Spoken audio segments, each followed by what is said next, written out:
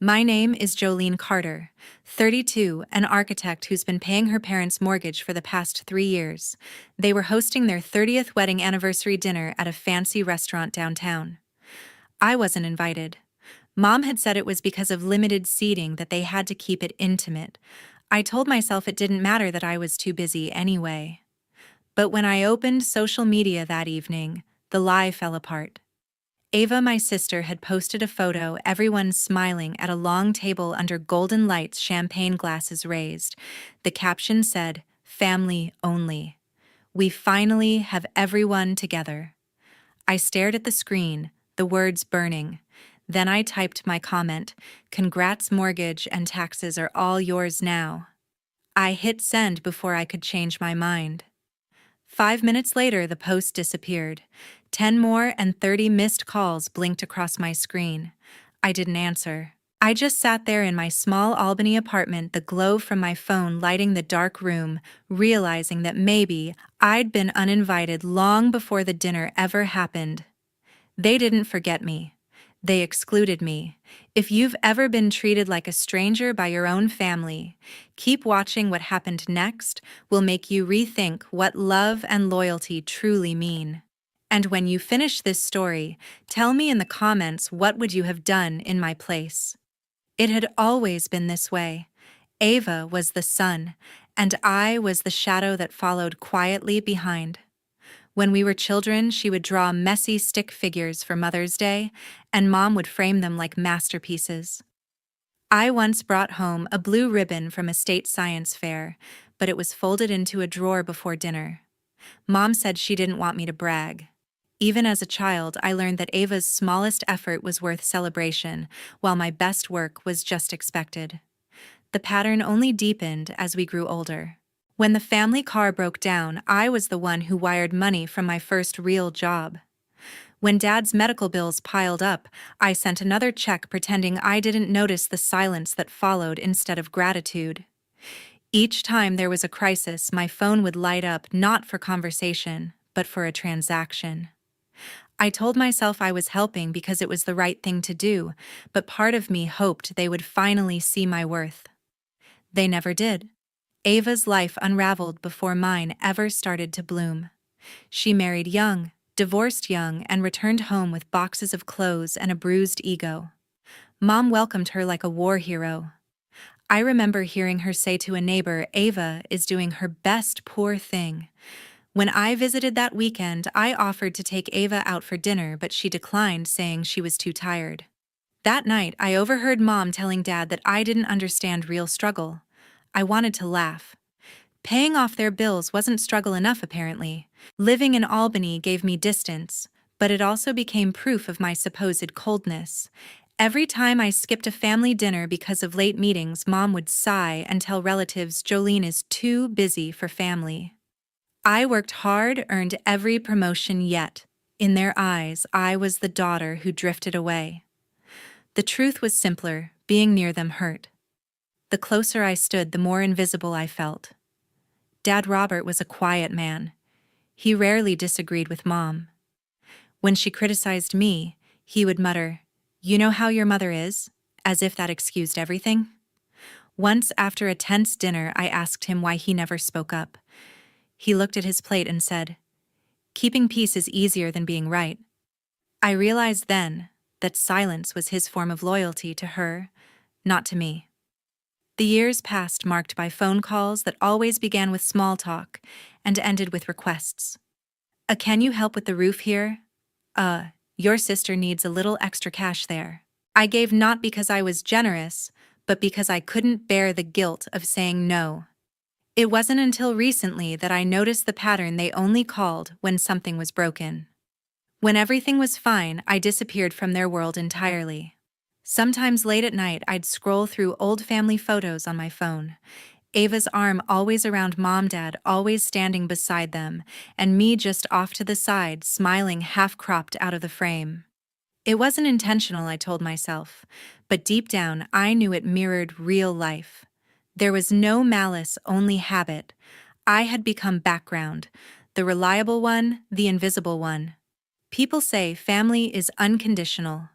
Mine came with terms, interest rates, and unspoken debts. I was the safety net beneath their lives, stretched thin but never acknowledged. For a long time, I convinced myself that love meant sacrifice. Only now I'm beginning to wonder if it was simply convenience for them. 1 week before the party, Mom called. Her voice was sweet in that overly careful way that always meant something unpleasant was coming. She said she hoped I was doing well, that work must be keeping me busy, and that she and Dad were finalizing the seating arrangements for their anniversary dinner. I could already hear the hesitation forming before she said it. There were only so many seats at the restaurant, she explained, and things had become complicated with cousins and old friends confirming at the last minute. She said she hoped I would understand that it wasn't personal, that she loved me very much. I sat at my desk listening to her voice echo through the speakerphone, half distracted by the hum of my computer. The words didn't hurt right away. They just sat there heavy, waiting for meaning to catch up. I told her it was fine, that she should enjoy the night. She sounded relieved, almost cheerful, when she said goodbye. An hour later, a message from Ava lit up my phone. "Don't take it personally," she wrote, followed by a smiling emoji. I stared at it longer than I should have. Ava always had a way of turning sympathy into superiority. The text wasn't comfort, it was confirmation that I had been excluded, and she knew it. I typed a reply and erased it 3 times before finally leaving it blank. That evening at the office, Nina noticed my silence. She was the kind of coworker who never asked unnecessary questions, but always knew when something was off. We had shared the same cubicle row for 2 years, and in that time she had learned how to read my moods. She asked if I wanted to grab coffee before heading home. I agreed, mostly to avoid thinking. At the cafe near the corner, she waited until I spoke first. I told her about Mom's call, about the limited seating, about Ava's message. Nina stirred her drink slowly, her eyes calm but sharp. "They only love the version of you that pays the bills," she said finally. The sentence landed like a pin drop in the quiet air. I almost laughed because it sounded cruel, but also because it was true. Nina didn't say it to be harsh. She said it because she saw what I refused to admit. I told her I had always been the one who sent money whenever something went wrong, that my parents called only when there was a problem to fix. She nodded as if she'd already guessed. Then stopped fixing everything, she said. I wanted to tell her it wasn't that simple, that families don't just break cleanly. But the truth was, I didn't know how to stop. When we left the cafe, the air outside felt colder than it should have been. The city lights reflected on the wet pavement, and for a moment I imagined Mom and Ava sitting together somewhere warm, deciding where to place everyone for the dinner. I wondered if there had ever been a time when my presence felt necessary instead of inconvenient. That night, I went online and ordered a gift for them. It wasn't expensive, just a small silver photo frame engraved with 30 years of love. I thought it might bridge the distance even a little. I wrapped it carefully, wrote a short card that said, "Congratulations. Wishing you both many more happy years." The next morning, I mailed it to their address and went on with my day. 3 days later, a box appeared on my doorstep. The return label was in Mom's handwriting. Inside was the same photo frame, untouched, with a note that said, "We already have too much." I stood there in the hallway holding the box, not sure whether to feel angry or embarrassed. The words were polite, but the message was clear. My efforts were unnecessary, just like my presence at their party. That evening, Ava called, her voice bright with the kind of false concern that always made my stomach tighten. She said Mom hadn't meant to hurt my feelings, that it was just a misunderstanding, that I should try not to be sensitive. I told her I wasn't upset, though. My throat felt tight. Before hanging up, she said, "You know how Mom gets when she's planning something big." I knew exactly how Mom got, but what hurt more was realizing Ava always defended her, even when she knew it was wrong. After the call, I sat by the window watching the snow begin to fall. The city was quiet and my reflection looked tired. I thought about what Nina had said, that maybe they only loved the version of me that provided, that stayed silent, that didn't ask for space at the table. For the first time, I wondered if love built on obligation was love at all. I didn't cry. I just felt a strange calm, the kind that comes after giving up on expecting more. I unplugged my phone and went to bed early, deciding there was nothing left to say. The next week would come, the dinner would happen, and I would not be part of it. What surprised me most was how little that thought hurt anymore. Saturday night, my feed froze on a single post. I had just finished cleaning my apartment, trying to distract myself from the thought of the anniversary dinner happening across town. I wasn't expecting anything yet. The moment I opened the app, there it was, Ava's update sitting at the top of my screen as if waiting for me. The picture loaded slowly, pixel by pixel, before it revealed everyone standing together in front of the restaurant. They were dressed in coordinated white outfits, smiling as if the night were a perfect portrait of love and harmony. At the center stood Mom and Dad, their hands intertwined, surrounded by relatives, friends, and even neighbors I barely recognized. The caption read, "Family only. We finally have everyone together." My thumb hovered over the screen. For a second I thought maybe it was a mistake, maybe she had posted it without realizing how cruel it looked. But then I saw the comments below. Mom's name appeared, first couldn't be prouder. Her words sat there like a stamp of approval on my exclusion. Dozens of heart emojis followed from family friends' messages praising how beautiful everyone looked, how strong and close the Carters were. Each comment was another quiet cut.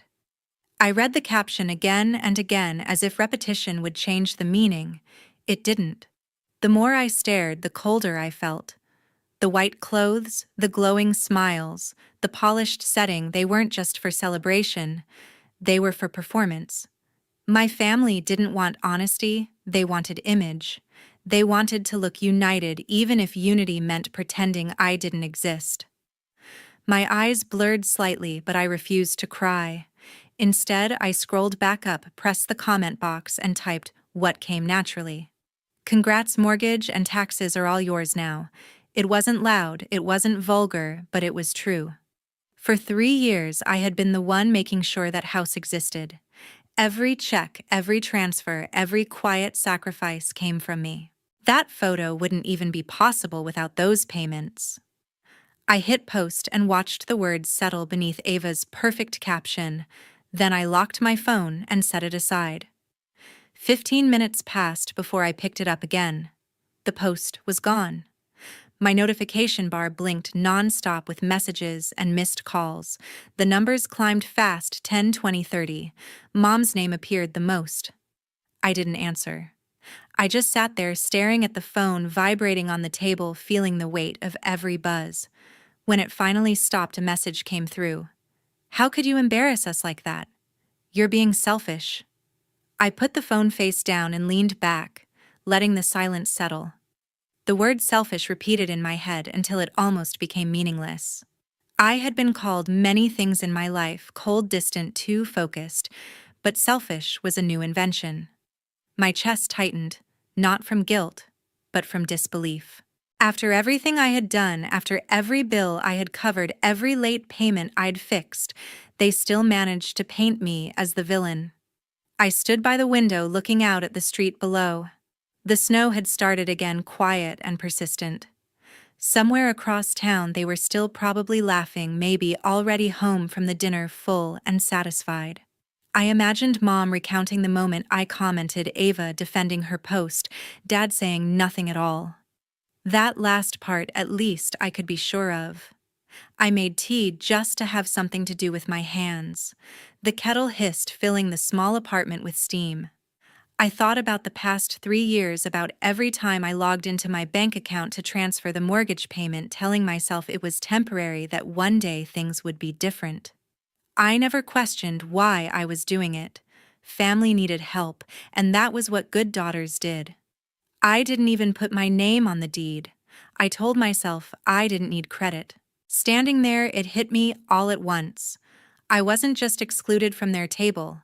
I had been excluded from their gratitude long ago. They didn't see me as a person anymore, just a resource. And that post, that perfect photo, was proof. They could erase me from their picture, but not from the bills that kept their lives stable. The phone rang again. I let it ring.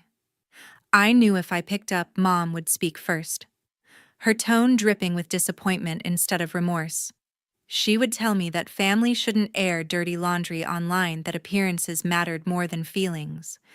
And she would never realize the irony that I had been keeping their appearances intact for years. Eventually, the calls stopped. The apartment grew quiet again, except for the low hum of the heater. I sat on the couch, tea cooling in my hand, and thought of Nina's voice in the cafe. They only love the version of you that pays the bills. It wasn't just a clever observation, it was prophecy. I took one last look at my phone before turning it off completely. The light faded from the screen, and for the first time that night, the quiet felt peaceful. Somewhere deep inside, under the hurt, something shifted. Maybe it was anger. Maybe it was awakening. I didn't know yet. All I knew was that I was done being the invisible sponsor of their perfect image. 2 weeks passed and silence got expensive. I had stopped sending the mortgage payments the same day I decided to stop explaining myself. For 3 years, my account had released the same amount every month like clockwork, without thanks or acknowledgement. The moment I cut that flow, the quiet that followed was heavier than I imagined. The first week was still. The second began to hum with consequence. On Tuesday morning, my phone lit up with a message from Mom. The bank keeps calling. They said something about missed payments. Is everything all right? It was written with feigned confusion, the kind that hides accusation beneath politeness. I read it twice and didn't answer. A few hours later, she sent another. We didn't want to bother you, but they say it's urgent. The word urgent was her favorite way to manipulate guilt. I could almost hear her sigh between the lines, the practiced tone of a mother who believed love meant control. By Friday, Ava joined in. Her post appeared on social media, public for everyone to see. Some people forget who raised them. It read, paired with a photo of her holding Mom's hand. The comments were predictable. Sympathy. Validation, concern. Stay strong, someone wrote. Family can hurt the most, another said. Ava replied to each one with heart emojis and crying faces, playing the role she had perfected, devoted daughter, loyal sister, victim of someone else's coldness. I scrolled through the thread once, closed the app, and let my phone fall onto the couch. I refused to give them the satisfaction of a response, but ignoring them didn't stop reality from catching up. 3 days later, an envelope from the bank arrived in my mailbox. At first, I thought it was a mistake. I hadn't lived in that house for years, and all financial ties were supposed to be clean, except the payments I chose to send. The envelope felt heavy, its paper thick, official. I tore it open and scanned the first page. My name was printed in bold letters across the top: Jolene Carter, borrower and guarantor. For a moment, I couldn't breathe. The letter wasn't about late payments, it was about a new refinance. The numbers were unfamiliar, larger, riskier. The house had been refinanced under my name 2 months earlier. I reread the page, searching for an error, a misprint, anything. But every signature line, every identifier was mine. The next morning, I called the bank. After being transferred through 3 departments, a calm voice introduced himself as Ethan Davis, the account manager. Ms. Carter, he said, I see your inquiry regarding the refinance. How can I assist? I asked him to verify the details. He hesitated, then said, the refinance was processed in July. The primary borrowers listed are Robert and Evelyn Carter, with your signature authorizing the guarantee. My pulse quickened. I never signed anything, I said. Can you send me the documents? There was a pause before he answered. We have electronic copies on file. The signature matches prior authorizations. It appears consistent. The word consistent struck like a blade. Someone had used my digital signature, my saved authorization data from prior transactions. I pressed further, asking for timestamps, IP addresses, confirmation of the signing method. Ethan grew cautious. Legally, I can provide that through a formal request. But if you're suggesting fraud, we can initiate an internal review. The room seemed smaller as he spoke. The air felt sharp.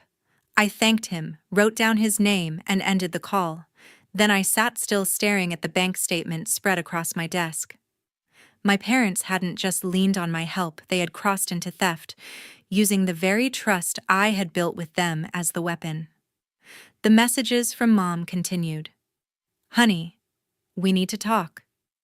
Then, "You're being unreasonable. Finally, you're tearing this family apart." I didn't respond to any. Each message was proof of how their love had conditions attached. It was never about care, only compliance. That night, I found myself scrolling through old emails. There it was, an automated message from the bank 2 months old labeled refinance confirmation. I had ignored it back then, assuming it was spam. The attached PDF now told the full story. The form was digitally signed under my name using the email and access credentials tied to the joint account I had once shared with Dad for payment transfers. I had left that access open, trusting they wouldn't misuse it. That trust had become their entry point. I printed every document, highlighted every date, every code, every name. The paper stack grew thick, each page proof of betrayal. When I reached the final one, my hands trembled not from fear, but from clarity. There was no misunderstanding left to fix. They hadn't stumbled into this mistake. They had planned it. The refinance required 2 verifications, both cleared within 10 minutes of each other. Someone in that house knew exactly what they were doing. Later, as I stared out at the snow-covered street, I realized how quiet betrayal sounds when it stops being emotional and starts becoming evidence. For years, I had been their safety net. Now, I was their collateral. I sat down, opened my laptop, and began drafting an email, not to my mother, not to Ava, but to Ethan Davis. The subject line read, "Formal dispute of fraudulent authorization." My hands no longer shook. My breathing slowed. Each word I typed was measured, deliberate, precise. I attached the evidence and requested an immediate freeze on the account. When I hit send, the silence returned. But this time it didn't feel heavy. It felt earned. I wasn't frozen anymore, they were. By late October, the truth had interest. The chill in the air matched the sharpness that had taken root inside me. I met with Clark Benson, a real estate attorney known for his precision and patience. His office was lined with case files, shelves full of quiet victories. He read through my documents silently, his eyes narrowing only once when he reached the refinance agreement. Then he leaned back in his chair and looked at me steadily. "Ms. Carter," he said, "this is textbook forgery. The electronic authorization was reused without consent. Whoever accessed your credentials committed fraud." His words didn't surprise me, but hearing them spoken aloud made something inside settle. It was no longer a suspicion or betrayal I carried alone. It was a legal fact. Clark explained the next steps carefully, outlining how we could report the incident, freeze the account, and initiate a civil complaint. I nodded through most of it, feeling a strange calm, like standing in a storm after realizing you cannot get wetter. When I left his office, the folder in my hand felt heavier than before, not because of the paper, but because of the clarity it contained. That afternoon, I received an email from Ethan, the bank manager who had helped me gather evidence. Attached were detailed transaction logs, timestamps, and system records, all pointing to my parents' account activity during the refinance. "I hope this helps you, Ms. Carter," he wrote. "I'm sorry this happened." I thanked him, though no apology could fix the truth that my family had turned my trust into collateral. 3 days later, Ava's name appeared on my phone. Her message was short. "Mom wants to have brunch. Just us. It's time to talk." I almost deleted it, but something in me wanted closure, not reconciliation. I replied, "Where and when?" Sunday morning, I arrived at the cafe 15 minutes early. The place smelled of cinnamon and burnt espresso, the kind of comfort that didn't fit the tension brewing in my chest. I chose a table by the window, placed the folder beside my cup, and waited. A few minutes later, Ava walked in, followed by our parents. Mom was dressed perfectly, as if appearance could rewrite the truth. Dad's shoulders were heavy, his eyes fixed on the floor. Ava began with a smile too bright to be real. "Jolene, we're glad you came. Things got messy. Let's clear the air." Her tone was rehearsed, her charm a shield. Mom nodded in agreement, stirring her coffee with practiced grace. "We all made mistakes," she said, "but we're family. We can fix this." I looked at her and then at the folder. "Fix," I said quietly. "You used my name for your loan." The words fell like glass on tile. Ava froze.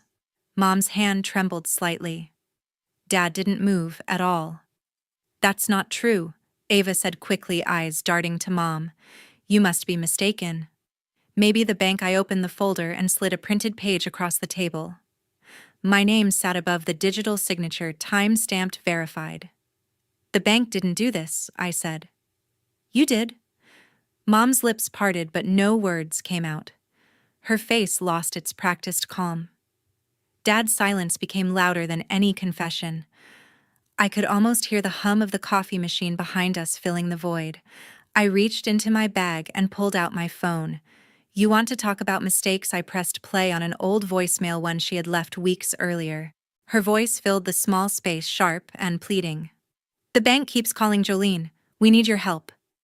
You know we can't lose the house. You'll take care of it, right?" The color drained from her face. Ava's expression hardened as if anger could undo proof. "You didn't have to go this far," she said through clenched teeth. I met her gaze steadily. "You didn't have to steal from me," Mom finally whispered. "We only did it to keep everything together. For the family." I gathered the papers back into the folder. "Then keep it together without me." I placed the bill on the table and added softly, "I've already filed to remove my name from the loan and end all support. The bank and the court will handle the rest." None of them spoke. The sound of spoons tapping against ceramic filled the silence.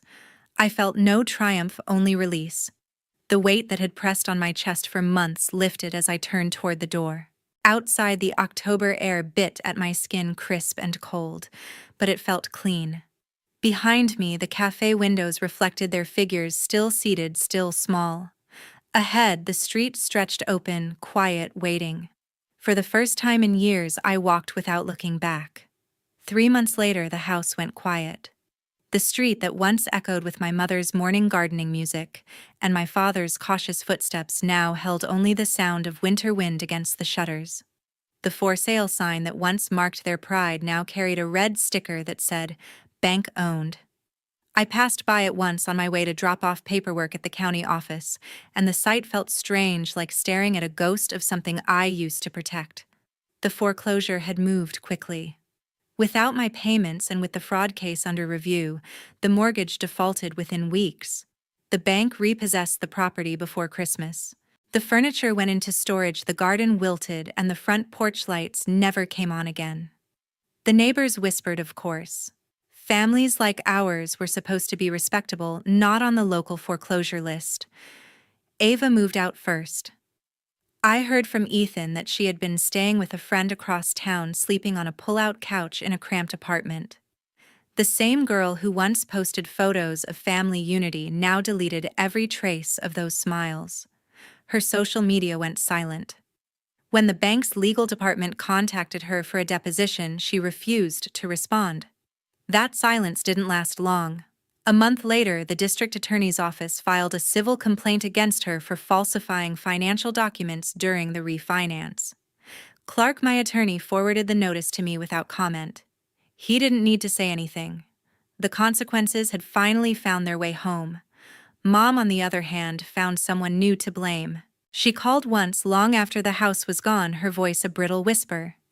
"You didn't have to destroy us," she said. "You could have helped." I didn't reply. There were too many layers of irony in that statement to peel back. She never mentioned the forged documents or the lies that led there. To her, I was still the ungrateful daughter who wouldn't obey. Dad remained silent as always. I wondered if he agreed with her, or if silence was simply his way of surviving. Either way, it didn't matter anymore. The family I once tried to save had already collapsed long before the bank took the house. The first week of February, I moved into a new apartment in Rochester. It was small but filled with light, with windows overlooking a narrow parkway where children walked home from school every afternoon. I bought secondhand furniture, assembled it myself, and for the first time in years, every object in the room belonged solely to me. There was no mortgage notice, no debt collector, no voice demanding explanations. Just quiet. Each morning, I brewed coffee and watched the snow fall over the city. Sometimes I thought about Ava and wondered whether she blamed me or finally saw the truth. Other times I thought about my mother's garden, how she used to say, "You can't grow anything in the cold." She was wrong. Some things grow best in the cold. Clarity, boundaries, self-respect. When the final court decision arrived, it confirmed what Clark had promised months ago. My name was officially removed from the fraudulent loan, and the liability was reassigned to the original borrowers. The judge noted the deliberate misuse of personal authorization, citing intentional misrepresentation. Reading those words, I felt no satisfaction, only closure. It was the clean ending I had needed, but never thought I'd get. Ethan sent a short email that same afternoon: "The case is closed.